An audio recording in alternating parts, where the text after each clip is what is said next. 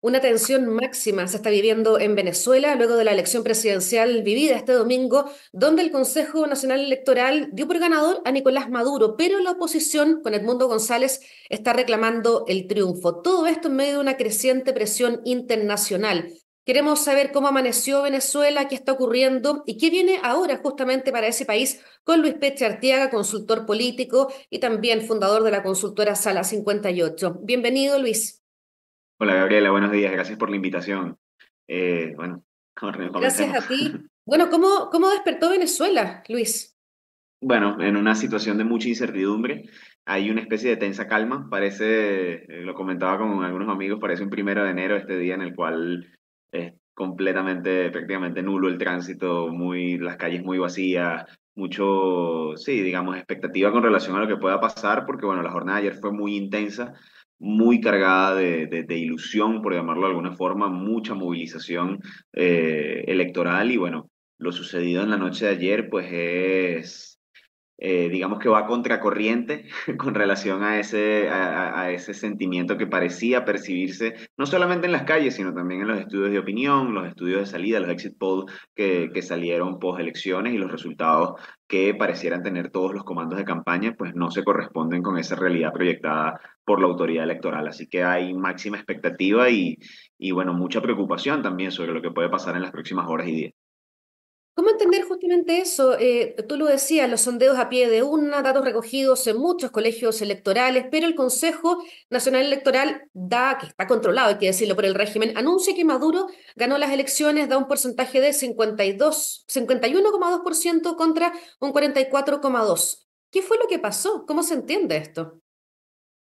Me encantaría darte una respuesta para saber exactamente qué fue lo que pasó, pero para darle, digamos, un poco de información a tu audiencia, a esta hora ni tú ni yo podemos acceder a los resultados electorales en Venezuela. Es decir, no hay como en cualquier país del mundo y como en propio Venezuela ha pasado en años anteriores, hay un acceso, como debe suceder, a los resultados electorales. A esta hora eso no está. No hay manera de saber cómo quedó la elección en cada una de las regiones, en cada uno de los centros de votación del país.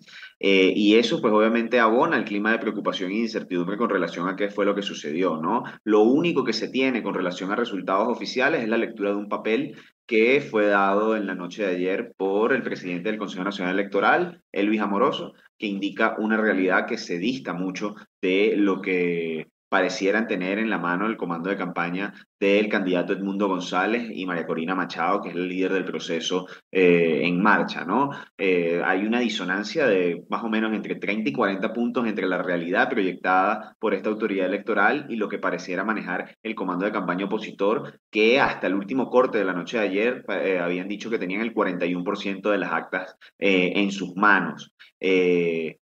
¿Por qué no tienen todavía el 100%? Porque en la noche de ayer se desarrollaron incontables irregularidades con relación al tema del escrutinio del voto, desde funcionarios militares sacando a los testigos opositores de los centros de votación hasta miembros del partido de gobierno haciendo lo propio, intentando obstaculizar el proceso, no queriendo realizar el conteo automatizado. En teoría, en Venezuela el proceso debería ser muy rápido porque es un sistema automatizado que termina el proceso, la máquina saca su resultado y lo transmite directamente a Caracas. Bueno, no. En muchas partes del país este proceso fue bloqueado, no se quiso hacer, se quiso llevar a lo manual para, bueno, dejo los motivos para que tu audiencia los ¿Pero hubo pueda, fraude acá, Luis? pero sí, bueno, sí, obviamente creo que todos le huimos a la palabra fraude por las implicaciones que eso puede tener en términos bueno, en Venezuela ha habido una persecución a la disidencia política sistemática. Solamente en el tramo de la campaña electoral, más de 70 personas fueron detenidas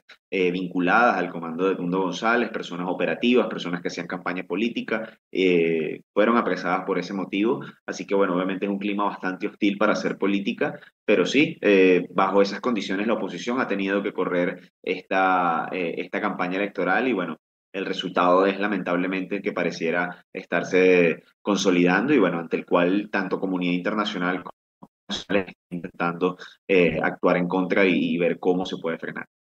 En este escenario que tú estás relatando, Luis, sin los datos publicados, ¿podría ser proclamado el presidente Nicolás Maduro?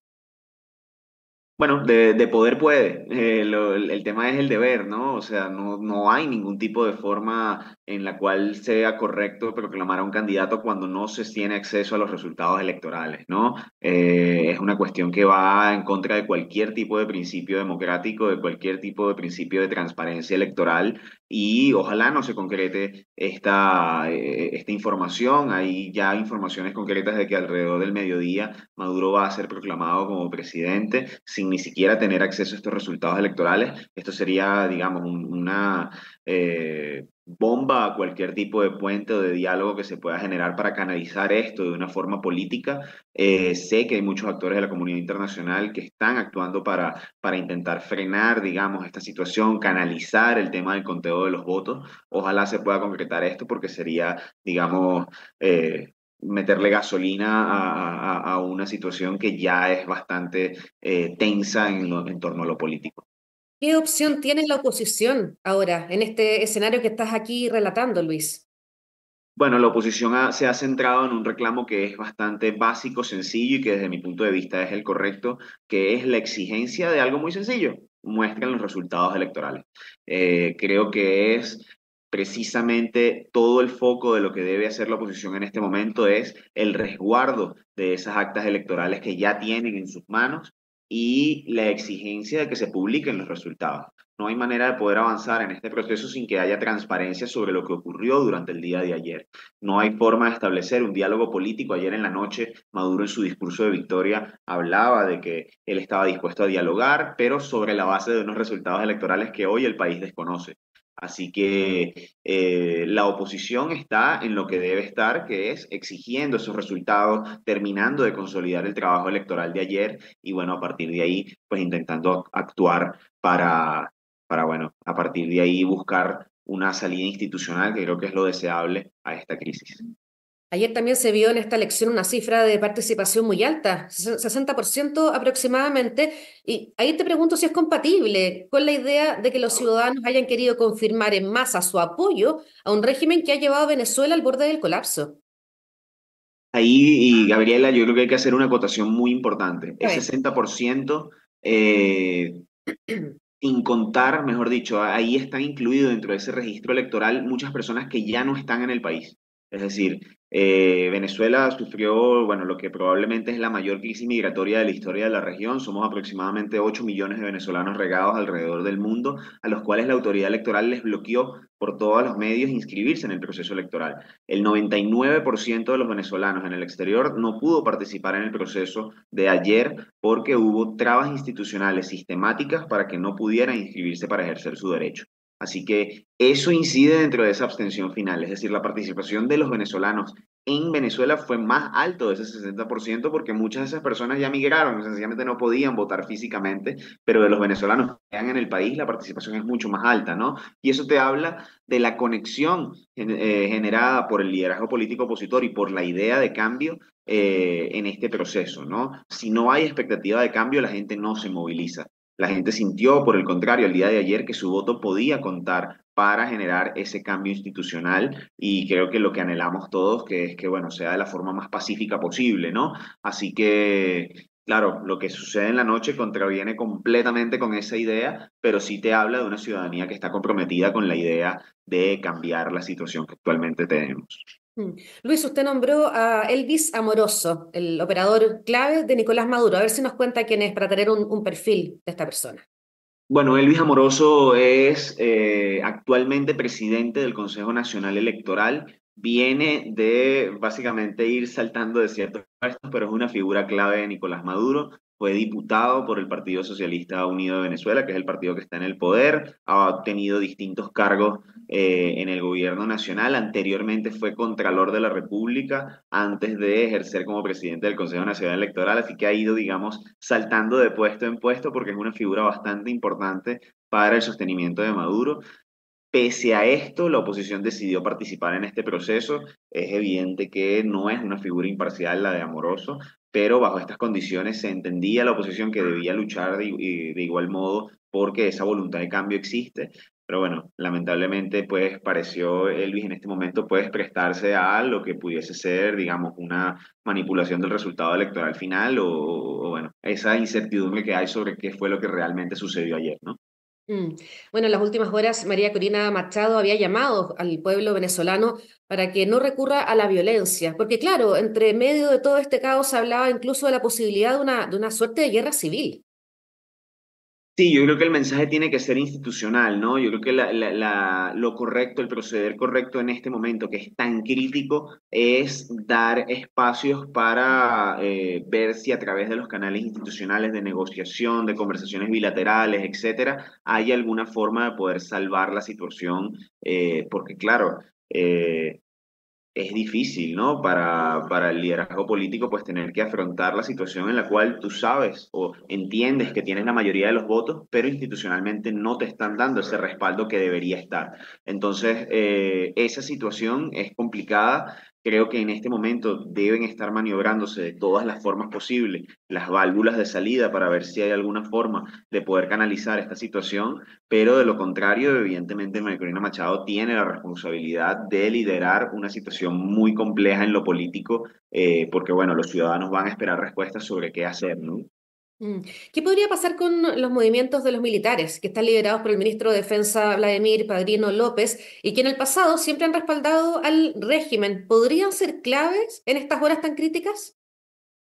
Bueno, el sector militar en Venezuela debería estar supeditado al control de la elección y de, digamos, de la institucionalidad, ¿no? El respeto a los resultados electorales.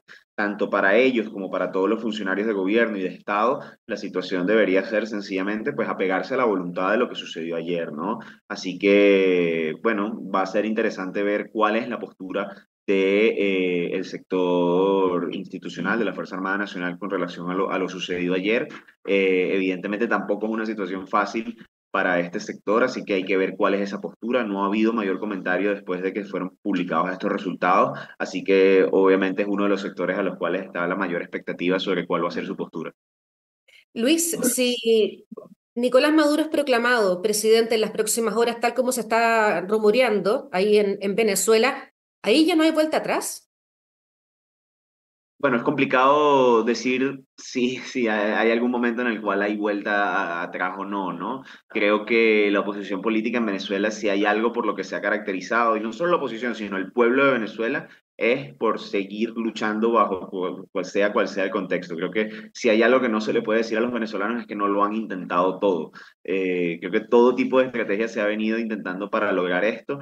Hay algo que se tiene la completa certeza y es que hay un volumen mayoritario de venezolanos que en este momento anhelan un cambio político y la oposición tiene la responsabilidad de ver cómo canalizar ese deseo de cambio ante una cúpula que pareciera no querer moverse de su posición, ¿no?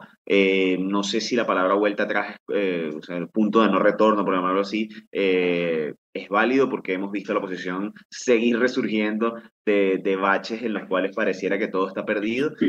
Lo que sí es que obviamente es una situación bastante difícil y si se llega a consolidar esta victoria cuestionable de Maduro como la que se generó el día de ayer, sondeos de opinión hablaban de que incluso aproximadamente el 13% de los venezolanos estarían considerando seguir migrando, por poner un ejemplo. Así que es una situación que es bastante grave, no solo para Venezuela, sino para los países de la región que ya han tenido que recibir de acogida a muchos compatriotas que tienen que salir de acá por la situación política e económica que es insostenible.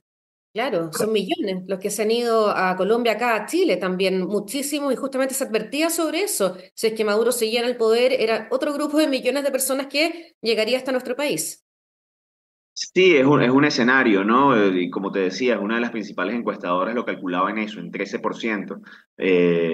Personas que se suman a los casi 8 millones de migrantes que ya están fuera de las fronteras de Venezuela y que, bueno, ningún país de la región ni del mundo está listo para recibir una migración de esa cantidad, de esa proporción, por lo que significa en términos de políticas públicas, por lo que significa en términos de cómo restablecer unas personas que en buena medida también están necesitadas y que salen de la forma que pueden de Venezuela, porque la situación, situación personal en Venezuela es insostenible, ¿no? Así que, claro, evidentemente representa esto un problema para los países de la región y también eso explica y hace ver por qué los países de la región están tan interesados en conseguir una solución real a lo que está pasando en Venezuela. Porque no es un tema solamente de, bueno, democracia, derechos humanos, etcétera, que es fundamental, sino también en términos prácticos es un problema real para los gobiernos cómo lidiar con esta situación, ¿no? Sí, por último, Luis, ¿cuán importante es el papel de la comunidad internacional, pensando en la Unión Europea o en Estados Unidos en medio de este escenario? Bueno, los países están haciendo lo que deben hacer. Una buena noticia para Maduro, y bueno, preocupante en cierta medida, es que ya Rusia y China reconocieron y felicitaron a Maduro por su victoria electoral. Maduro cuenta con su base de apoyo geopolítico bastante estable.